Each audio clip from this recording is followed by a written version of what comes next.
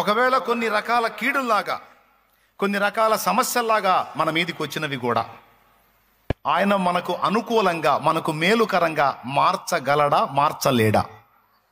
ఎంతమంది నమ్ముతారు? రైట్, మార్చగలడు అని నమ్మినప్పుడు మనం ప్రశాంతంగా ఉండొచ్చు.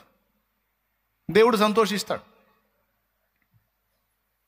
పెను తుఫానులో సైతము, పెను తుఫాను లాంటి, సుడిగాలు లాంటి శోధనల్లో సైతము చిరునవ్వులు చిందిస్తూ దేవుని బట్టి నువ్వు ధైర్యం తెచ్చుకుంటే దేవుడు రెండు జరిగిస్తాడు. ఒకటి, దేవుడు సంతోషిస్తాడు.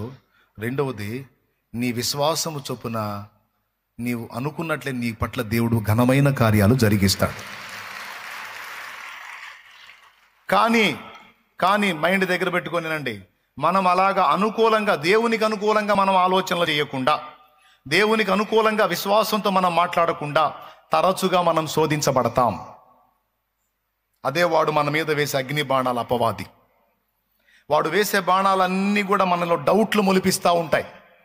అన్నీ వ్యతిరేకంగా, దేవుని శక్తిని సంశయించేటట్టుగా, దేవుని శక్తిని అనుమానించేటట్టుగా ఆలోచించే విధంగా, మనం ప్రవర్తించే విధంగా, ప్రయత్నించే విధంగా వాడు మనల్ని శోధిస్తాడు. ఇదైతే ఖచ్చితంగా మనకు ఎదురైద్ది. కానీ నేను చెప్తున్నాను, మనం వాడు వేసే అగ్ని బాణాలను లక్ష్య పెడదామా, లేకపోతే దేవుని యందలి స్థిర విశ్వాసాన్ని గట్టిగా చేపడదామా? మంచి పోరాటము పోరాడి తిని, నా పరుగు కడముట్టించి తిని, నా విశ్వాసము కాపాడుకుంటే నీక మీదట నా కొరకు నీతి కిరీటం ఉంచబడి ఉన్నది అన్నాడు అపోస్తలుడైన పౌలు తిమోతికి రాసిన 2 పత్రిక 4వ అధ్యాయం 7వ వచనంలో. కాబట్టి మొదటి విషయం గుర్తుపెట్టుకోండి, దేవుని శక్తిని సంశయించేటట్టు, అనుమానించేటట్టు మన పరిస్థితులను గుప్పించి మన మీదకి వాడు అగ్ని బాణాలను వదులుతా ఉంటాడు. అది డైలీ వాడు చేసే పని. కానీ మన నోట ఏముండాలి? నా దేవుడు ఎల్ షద్దాయ్. చెప్పండి, నా దేవుడు అంటే ఎవరో? సర్వశక్తి గల దేవుడు. రెండో మాట ఏముంది? ఆయనకు అసాధ్యమైనది ఏది? మరి అసాధ్యమైనది ఏమీ లేకపోతే మరి ఇప్పుడు ఇన్ని కీడుల్లో పడ్డావు కదా, ఇవన్నీ రాకుండా ఆపొచ్చు కదా అంటారు. పక్కన ఉంటారు కదా వాళ్ళు అంటుంటారు. అంటే మీ పక్కన ఉన్నవాళ్ళు కాదు, మీరు శోధనలో ఉన్నప్పుడు మీ పక్కన చేరతారు. ఏబు భార్య లాంటి వాళ్ళు, వాళ్ళల్లో సాతాను దూరాడు, వాళ్ళల్లో సాతాను పనిచేస్తున్నాడు అన్న సంగతి మనకు తెలియదు. వాళ్ళు మాట్లాడుతుంటారు, అంతగా దేవుడు ఉంటే, అంతగా సహాయం చేసేవాడైతే ఈ కీడు ఎందుకు వచ్చింది, ఈ సమస్య ఎందుకు వచ్చింది, ఇది రాకుండా ఆపలేకపోయాడా అంటుంటారు. విశ్వాసులమైన మనకి ఏదన్నా రాని, మన చుట్టూ ఉండే అన్యులు ముందొచ్చి వాడే డైలాగ్ ఏంటో తెలుసా? ఏం చేస్తున్నాడు నీ దేవుడని. మన చుట్టూ ఉండేటువంటి అవిశ్వాసులు ఫస్ట్ వచ్చి వేసే డైలాగ్ ఏంటో తెలుసా? మన దగ్గరకు వచ్చి, నీ దేవుడు ఎందుకని కాపాడలేదు, అందుకే చర్చికి వెళ్ళొద్దు అంటున్నాను అంటాడు. ఏదన్నా జరగని వాడు ఇడిదిప్పి తీసుకొచ్చి నువ్వు చర్చికి పోతున్నావు అందుకే జరుగుతుంది అంటాడు. పాపం వాడి తప్పు కాదు అది, వాడిని శోధిస్తున్న దురాత్మ పనిచేస్తుంది వాడిని. ఏదన్నా జరగని, ఆఖరికి వాడు బైకు పిచ్చి పిచ్చిగా నడిపి మొహం పగల కొట్టుకుని వచ్చి కూడా, నా మొహం ఎందుకు పగిలిందో తెలుసా, నువ్వు చర్చికి పోతుంటే పగిలింది అంటాడు. అరే, నువ్వు రోడ్డు మీద మిడివేలంగా పోయి, నువ్వు హెల్మెట్ పెట్టుకోకుండా పోయి తల పగల కొట్టుకొని మొహం పగల కొట్టుకొని వస్తే, నేను చర్చికి పోవటం నీ మొహం పగలటం సంబంధం ఏముందని నువ్వు అడిగితే కూడా ఊరుకోడు. కాదు, అది అంతే, నువ్వు చర్చికి పోతున్నావు అందుకే నా నెత్తి పగిలింది, నా మొహం పగిలింది అంటాడు. పాపం వాడిది కాదు ఆ తప్పు, వానిలో ఉండి శోధిస్తున్న దురాత్మ తప్పది. అది చేస్తుంది ఆ పని. కొన్ని రకాల కీడులు, శోధనలు నీ మీదకి వచ్చినప్పుడు నీతో ఉన్నవాళ్ళు లేదా నీ మనసే నిన్ను అడిగిద్ది, నిజంగా దేవుడు తోడై ఉంటే అసలు ఇలా ఎందుకు జరిగింది, ఇలా జరగకపోతే బాగుండు కదా, ఏం అరచేయి అడ్డుపెట్టి కాపాడలేకపోయాడా? ఏదో అనుకుంటున్నావు కానీ దేవుడు అంతా ఇంత అని, అంతా నీ భ్రమ అనిపిస్తాడు. అప్పుడు నీ డైలాగ్ ఏంది? పక్క వాళ్ళు ఆ మాట అన్నా, లేకపోతే నీ మనసే నీతో ఆ మాట అన్నా, నీ డైలాగ్ ఏం చెప్పు? నువ్వైతే ఏమంటావు అక్క? నువ్వైతే ఏమంటావు? మోకాళ్ళుని ఆ మాట అన్నోళ్ళు అటు పోగానే, ప్రభువా నిజమే కదా తండ్రి, మరి నీ దూతల కాపుదల అంటివి, నేను నీ విడవని ఎడబాయనంటివి, బైబిల్ నిండా పెద్ద పెద్ద మాటలు మాట్లాడితివి, మరి ఎందుకు రానిచ్చావయ్యా, వాళ్ళు అన్నది నిజమే కదా ప్రభువా అని అడుగుదామా? లేకపోతే ఏమందాం? మరి ఏమందాం? నా లైఫ్, నా వారి లైఫ్, నా జీవితం, నా వారి జీవితం నా దేవుడి చేతుల్లో ఉంది. నాకు రెండు తెలుసు, నా దేవునికి తెలియకుండా ఏది జరగదు. నంబర్ 1, నా దేవుడికి తెలిసి ఒక కీడులాగా నా మీదకి ఒక సమస్య వచ్చింది అంటే ఖచ్చితంగా నాకు ఒక గొప్ప మేలు జరగటానికి అది నాంది.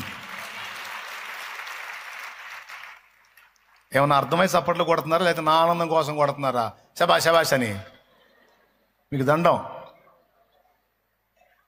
అసలుకి ఆల్ నైట్ దేవునికి స్తోత్రం. మీకు అర్థమై కొట్టారా, లేకపోతే నా ఆనందం కోసమా? ఏమర్థమైంది? మనం ఏం మాటలు మాట్లాడాలి? మనల్ని శోధించిన అపవాది సిగ్గుపడిపోయేటట్టు మాట్లాడాలి. నాకు ఈ కీడు, నాకు ఈ సమస్య, నాకు ఈ బాధ, నాకు ఈ ఇబ్బంది వచ్చింది అంటే నంబర్ 1, నా దేవుడికి తెలియకుండా రాలేదు. ఎందుకంటే ఆయన ఒక అద్భుతమైన మాట నాతో మాట్లాడాడు. స్త్రీ తన చంటి పిల్లను మరచునా, తన గర్భమున పుట్టిన పిల్లను కరుణింపక మానునా, వారైనా మరచుదురు గాని నేను నిన్ను మరువను అని నా దేవుడు నాతో మాట్లాడాడు. అది అబద్ధం కాదు, సత్యం. చూడుము, నేను నా అరచేతులలో చెక్కి ఉన్నాను, నీ ప్రాకారములు నిత్యము నా ఎదుటనున్నవి అన్నాడు. అంటే నిరంతరం నీ ప్రాకారములను నేను కాస్తున్నాను. నా దృష్టి నీ మీద ఉంది, నీ ప్రాకారం మీద ఉంది, నీ భద్రత మీద ఉంది అని నా దేవుడు మాట్లాడాడు.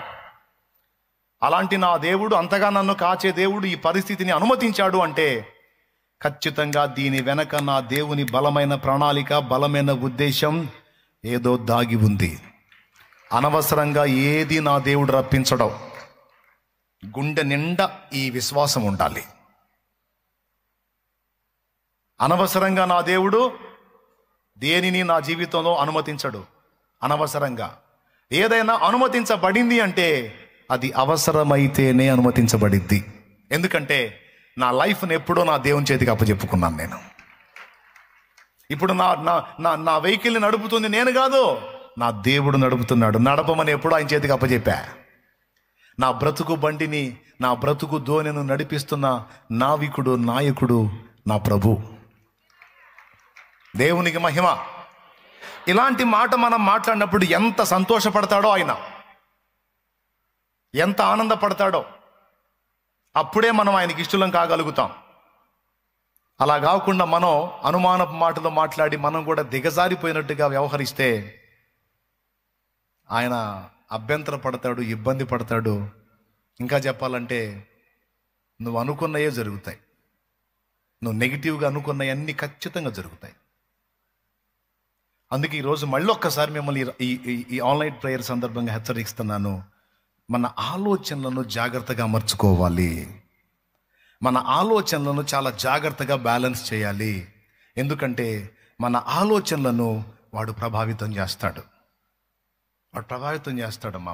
మనమే నిప్పు పెట్టుకునే ఆలోచనలు మనకు తెప్పిస్తాడు వాడు. జోక్ కాదు, నిజం. మీకు తెలుసా మన ఆలోచనల వ్యవస్థను వాడు ప్రభావితం చేస్తాడని? కావాలంటే చూడండి, యోహాను సువార్త 13వ అధ్యాయం తీసుకో. యోహాను సువార్త 13వ అధ్యాయం ఒక్కసారి తీసుకో. మొదటి వచనం నుంచి, లేకపోతే 2వ వచనం నుంచి చదువు. వారు భోజనము చేయుచుండగా ఆయనను అప్పగింపవలెనని సీమోను కుమారుడు ఇస్కరియోతు యూదా హృదయములో అపవాది ఇంతకుముందు ఆలోచన పుట్టించి ఉండెను గనుక. ఆ మాట ఎప్పుడన్నా ఆలోచించారా? ఒక మనిషికి వాడు ఆలోచన పుట్టించడం ఏంటి? ఒక మనిషికి తన ఆలోచనలు తనకుంటాయి కదా. ఇప్పుడు మన ఆలోచనలు మనం చేసుకుంటామా? మనకి ఎవరైనా పుట్టిస్తారా? చెప్పండి. నిద్రపోతున్న గట్టిగా స్తోత్రం చెప్పండి. మెలుగుతున్న వాళ్ళు చెప్పండి. రైట్.